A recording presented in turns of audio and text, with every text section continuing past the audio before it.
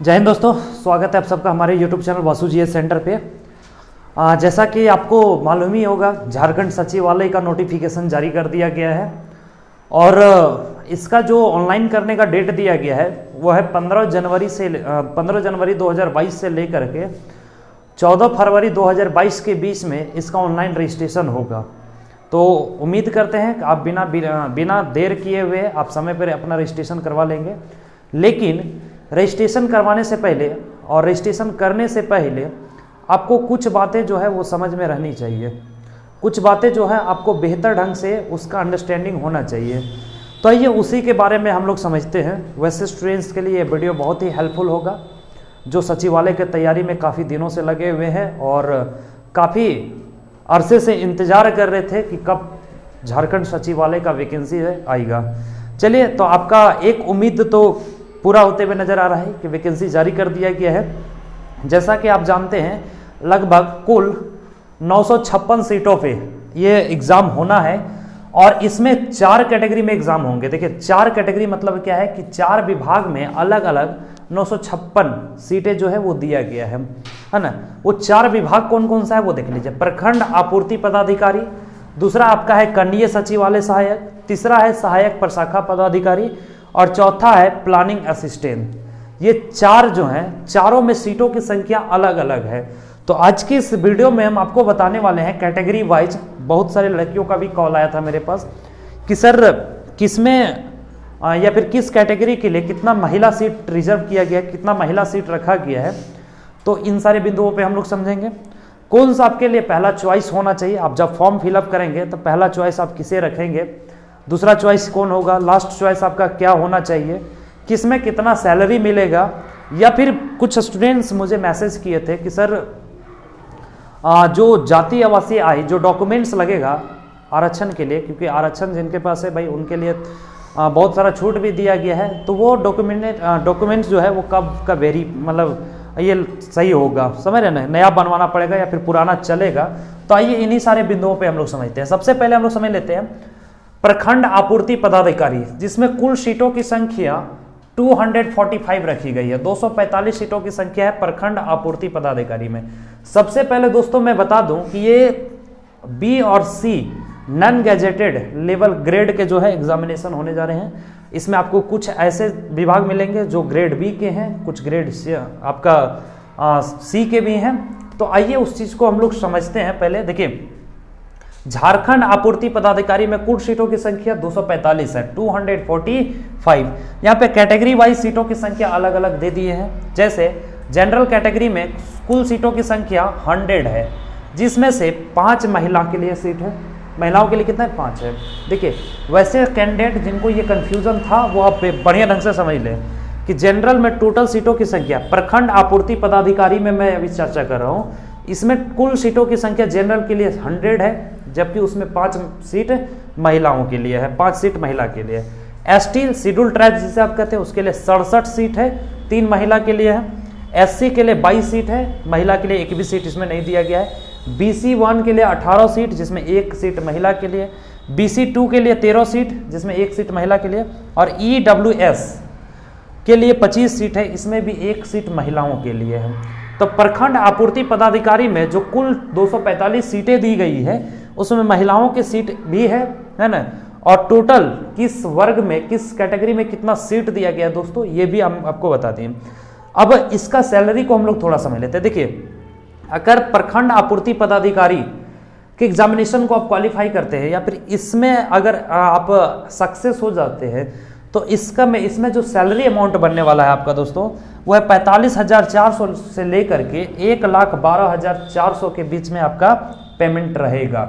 समझ रहे ना, 35,400 से लेकर के 1,12,400 के बीच में इस विभाग के लिए पेमेंट जो है वो आपको मिलेगा। ठीक है, इसी के बीच में रहेगा, ना तो 35,000 से कम रहेगा, ना ही 1,12,400 से ऊपर रहेगा। क्लियर दोस्तों, बढ़ते हैं आगे। कनीय सचिवालय सहायक, जिसमें कुल सीटों की संख्या 322 है ना, जिसमें से जनरल के लिए 129 सीट रिजर्व रखे गए हैं, जिसमें से 6 महिला सीट होगा। एसटी के लिए 84 सीट है, जिसमें 4 महिला के लिए होगा। एससी में 32 सीट है, इसमें भी 4 महिला के लिए है। BC1 में 26 सीट 11 महिला के लिए है, यहाँ पे बेहतर अपॉर्चुनिटी है महिलाओं के लिए। BC2 में 19 सीट जो एक महिला है इस महिला के लिए है, और EWS में 32 सीट है जिसमें से 2 महिलाओं के लिए है। तो ये था कैटेगरी वाइज और जेंडर वाइज सीटों को बंटवारा कनीय सचिवालय सहायक में। अब इसका थोड़ा सा सैलरी हम लोग समझ लेते हैं। देखिए दोस्तों, इसमें जो सैलरी रहने वाला है आपका वो 19,900 से लेकर के 63,200 के बीच में आपका सैलरी रहेगा। अगर आप कनीय सचिवालय सहायक में अगर क्वालिफाई करते हैं तो अगर आप इसमें फॉर्म को फिलअप करते हैं, इसमें सक्सेस हो जाते हैं, तब आपका सैलरी जो होगा वो 19,900 से लेकर के 63,200 के बीच में रहेगा। क्लियर? बढ़ते हैं नेक्स्ट, तीसरा को हम लोग समझते हैं। 4 टोटल पोस्ट दिए गए हैं, 4 तरह के अलग अलग पोस्ट दिए गए। तीसरा है आपका सहायक प्रशाखा पदाधिकारी, जिसमें कुल सीटों की संख्या 384 बताई गई है। अब 384 में जनरल के लिए 163 सीट है जिसमें 8 महिला, ST के लिए 48 सीट है 2 महिला, BC1 के लिए 45 सीट है 2 महिलाओं के लिए है, BC2 के लिए 39 सीट है 2 महिलाओं के लिए है, EWS के लिए 38 सीट है 2 महिलाओं के लिए है। ये था कैटेगरी वाइज और जेंडर वाइज, महिलाओं के लिए भी कुछ सीटें दी गई है। इसमें अगर सैलरी की बात करें तो 44,900 से लेकर के 1,42,400 के बीच में इसका सैलरी रहेगा दोस्तों। और मैं बता दूं, ये जो है प्रखंड आपूर्ति पदाधिकारी, ये ग्रेड बी का है, ठीक है, ये ग्रेड बी का नौकरी है, और ये भी आपका जो है वो ग्रेड बी का है। जबकि कनीय सचिवालय सहायक ग्रेड सी में आपका आ जाएगा, हालांकि है सब नॉन गजेटेड ही, और ये भी आपका क्या आ जाएगा, सी में आ जाएगा। कोई क्लियर, कोई दिक्कत है यहां तक? तो सहायक प्रशाखा पदाधिकारी को अगर आप क्वालिफाई करते हैं तो आपका जो सैलरी पैकेज होगा, सैलरी अमाउंट होगा, वो 44,900 से ज्यादा ही होगा, है ना, और 1,42,400 से नीचे होगा। इसी के बीच में आपका सैलरी रहेगा। अलग अलग पोस्ट के लिए अलग अलग तरह का रहेगा। देखिए, चौथा में है आपका प्लानिंग असिस्टेंट। प्लानिंग असिस्टेंट में कुल सीटों की संख्या 5 बताई गई है। 5 सीटों की संख्या है, जिसमें से जनरल के लिए 3 सीट है, 1 महिला के लिए, 1 महिला के लिए, ST के लिए 1 है और BC1 के लिए भी 1 है। बाकी जो हम यहाँ पे नहीं लिखे हुए उसमें सीटों की संख्या 0 है, इसलिए उसमें हम लोग दिमाग नहीं लगाएंगे। चूंकि ये नॉन गजेटेड ग्रेड सी का एक तरह का जॉब है, इसलिए इसमें आपको और इसमें भी कनीय सचिवालय सहायक में, ये दोनों में आपको सैलरी जो है वो कम ही देखने को मिलेगा। 29,200 से लेकर के 92,300 के बीच में इसका सैलरी आपका रहने वाला है। क्लियर? तो महिलाओं के लिए किसमें कितना सीट है, पुरुषों के लिए कितना सीट है, ये तो मैंने आपको बता दिया, ठीक है। और अब आगे देखिए, आगे समझ लेते हैं कि कुछ स्टूडेंट मेरे पास कॉल भी किए थे कि सर एज में क्या मतलब आगे जाकर के इसमें कोई सुधार होने वाला है। तो सबसे पहले हम लोग एज कटअप के बारे में समझ लेते हैं। इसमें रिक्वायर्ड जो जरूरत डिग्री की है, आखिर आप जानते हैं कि सचिवालय का जो एग्ज़ाम होता है, सचिवालय वही भर सकते हैं जिनका ग्रेजुएशन फाइनल है। ग्रेजुएशन अगर आपका कंप्लीट नहीं है तो आप सचिवालय बिल्कुल भी नहीं भर सकते, इसलिए आप उम्मीद ही छोड़ दीजिए। ग्रेजुएशन कंप्लीट है, इससे ज़्यादा अगर डिग्री है आपके पास कोई आपत्ति नहीं सरकार को, लेकिन ग्रेजुएशन से कम नहीं होना चाहिए। तो ये शैक्षणिक योग्यता में आप इस चीज़ को याद रखेंगे। शैक्षणिक योग्यता ये ग्रेजुएट जो है, अगर कोई नए कैंडिडेट है, जो नए स्टूडेंट है, जो ग्रेजुएशन किए हुए हैं, है ना, या फिर जिनका भी लास्ट चल रहा है, उनके मन में अगर इस तरह का क्वेश्चन आता है तो मैं बता दूं 14 फरवरी 2022 तक अगर आपका ग्रेजुएशन कंप्लीट हो जाता है, सारा प्रोसेस, एग्जामिनेशन हो गया हो, रिजल्ट आपका जारी कर दिया गया हो, तभी आप सचिवालय का फॉर्म को भर सकते हैं, सचिवालय की वैकेंसी को डाल सकते हैं। और दूसरा मैंडेटरी, इसमें टर्म एंड कंडीशन दोनों समझिए। 14 फरवरी 2022 तक आपका स्नातक हो जाना चाहिए, ग्रेजुएशन हो जाना चाहिए, और 10th + 12 आपका जो झारखंड से होना चाहिए दोस्तों। झारखंड के किसी भी रिकॉग्नाइज्ड बोर्ड से होना चाहिए, रिकॉग्नाइज्ड इंस्टीट्यूशन से होना चाहिए। अगर आप आरक्षण कोटे से नहीं आते हैं तब, अगर आरक्षण कोटे में है तो बिल्कुल भी आपको चिंता करने की कोई आवश्यकता नहीं है, आप झारखंड में है, बिल्कुल भी टेंशन मत लीजिए। एज कटअप का चर्चा करें तो एज कटअप जो है वो तय किया गया है 1/8/2021 के तहत। 1/8/2021 के तहत न्यूनतम एज जो है वो 21 रखा गया दोस्तों, लेकिन कटअप का डेट को आप ध्यान रखिएगा, 1/8/2021 रखा गया है ना। जबकि ऑनलाइन शुरू होगा 2022 में, 15 जनवरी 2022 से ऑनलाइन शुरू होगा, और एज कटअप आपका 8 महीने मतलब 21 का 8वें महीने तक लिया गया, 1 तारीख 8वां महीने तक। क्लियर? जिस हिसाब से अगर इसमें अगर न्यूनतम 21 आपका हो जाता था, आप भर सकते, बाकी कैटेगरी वाइज सब में अलग है ना। किसी कैटेगरी के लिए 35 है, किसी के लिए 37 है, तो महिलाओं के लिए 38 है, जनरल के लिए अलग है। तो इसको आप अच्छे ढंग से पढ़ लेंगे। अब यहाँ पे बहुत सारे ऐसे स्टूडेंट हैं जिनको तकलीफ है, या फिर बहुत सारे ऐसे विद्यार्थी हैं जिनको प्रॉब्लम फेस करना पड़ रहा है, क्योंकि 19 में जब ये वैकेंसी आया हुआ था तो 19 में ही बहुत सारे विद्यार्थी ऐसे थे जो जिनका डेट लास्ट कर रहा था, जो इस टर्म एंड कंडीशन को फुलफिल कर पा रहे थे। लेकिन अब चूंकि 19 वाला को रद्द करके और 21 में फिर से पुनः दिया गया है, जिसका ऑनलाइन 22 से होगा, तो यहाँ पे सबसे बड़ा समस्या है कि वहाँ जो लास्ट कर रहे थे अब वो तो ये बाहर हो गए, है ना, क्योंकि जो उनका एज दिया गया है उसके बाहर वो नहीं भर सकते हैं। अब ऐसे स्टूडेंट्स के लिए बहुत परेशानी का सब विषय बना हुआ है, और मुझे नहीं लगता है कि JSSC अब इसमें कुछ सुधार करने वाली है, सो है ना।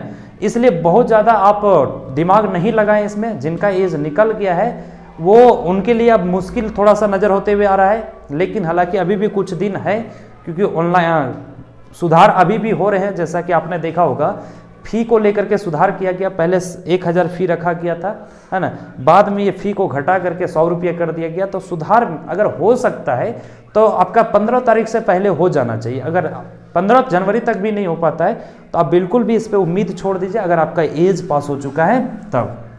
क्लियर?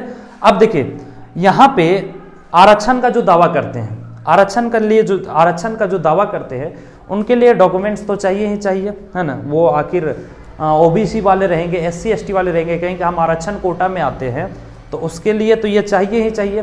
क्लियर? तो स्थानीय निवासी प्रमाण पत्र जो है वो आपका अगर SDO ऑफिस से बना हुआ है, SDO से, तो 2/6/2016 तक का चलेगा। मतलब उससे पहले का अगर बना हुआ है ना तो बिल्कुल भी नहीं चलेगा। और अगर अंचल से बनाए हुए हैं, CO के पास से बना हुआ है आपका, तो 19/7/2019 तक का आपका चलेगा। बाकी इसके बारे में अगर आपको किसी तरह का कोई दिक्कत हो रहा है समझने में कि सर आखिर हमें जातीय आवासीय आय कब तक का मांगा जाएगा, कैटेगरी वाइज, इसे भी आप एक्सप्लेन कर दीजिए। OBC के लिए क्या मांगा जाएगा, जनरल के लिए क्या होगा, SC ST के लिए कब का डॉक्यूमेंट्स वैलिड होगा। तो अगर ये सब कन्फ्यूज़न अगर आपके मन में उठ रहा है, या फिर आपके मन में ये सवाल उठ रहा है, तो बिल्कुल आप मुझे कमेंट छोड़ दीजिए, कमेंट कर दीजिए। उम्मीद करते हैं कि आगे हम इस पे डिस्कस जरूर करेंगे और आपको समझाने का प्रयास जरूर करेंगे। दोस्तों, तो ये था कुछ समझ आधारित। अब हम आपको बताते हैं कि जब ऑनलाइन होना शुरू हो जाएगा तो आपको पहला चॉइस किसको रखना है ना। पहला चॉइस आपका क्या होना चाहिए, सेकंड चॉइस आपका क्या होना चाहिए। दोस्तों, अगर मेरा मानिए आप, तो पहला चॉइस में आप सहायक प्रशाखा पदाधिकारी को रख लीजिए। सहायक प्रशाखा पदाधिकारी, जिसमें कुल सीटों की संख्या 384 है ना, क्योंकि ये एक ग्रेड B का भी जॉब है। साथ ही साथ इसमें आपको बहुत आराम मिलेगा, पेमेंट भी अच्छा खासा है। आप देख सकते हैं 44,900 से लेकर के 1,42,400 तक इसका पेमेंट जो है वो बन सकता है ना। और तो पहला चॉइस आप यही रखें, है ना।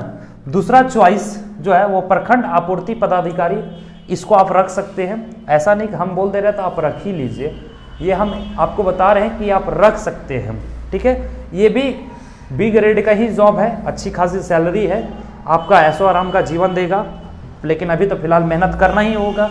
तो आप सेकंड चॉइस इसे रख लीजिए। थर्ड चॉइस में आप कनीय सचिवालय को रखिए, और फोर्थ चॉइस में आप प्लानिंग असिस्टेंट को रखिए। तो इस तरह से अगर आप चॉइस करते हैं और अगर थोड़ा सा मेहनत अगर आप कर देते हैं, तो दोस्तों उम्मीद है कि आपका लाइफ जो है वो वेल सेटल हो जाएगा, बहुत अच्छा लाइफ होगा आपका, क्योंकि सैलरी भी अच्छी खासी है और काम भी थोड़ा आरामदायक होता है। इस वजह से कोशिश करें कि चॉइस इसी तरह से रखें। और भी किसी तरह का जो नोटिफिकेशन जारी किया गया है, अगर उसमें किसी भी तरह का कोई भी बातें समझ में नहीं आ रही है, तो आप बिल्कुल भी मुझे कॉल भी कर सकते हैं या फिर कमेंट कर दीजिए। हम कोशिश करेंगे कि आपकी हर एक बातों का जवाब दें। जहाँ पे आपको दिक्कत होगी वहाँ पे हम आपको समझाने का प्रयास करें, ठीक है दोस्तों। तो उम्मीद करते हैं ये आपको समझ में आ गया होगा। सर्टिफिकेट वगैरह को लेकर के, जातीय आवासीय आय वगैरह को लेकर के, एज कटअप को लेकर के और भी किसी तरह की कोई समस्या होगी तो कमेंट में मुझे ज़रूर बताएं। हम इस पे फर्दर फिर से डिस्कस करेंगे और आपको समझाने का प्रयास करेंगे। मिलेंगे नेक्स्ट अपडेट पे, तब तक के लिए जय हिंद।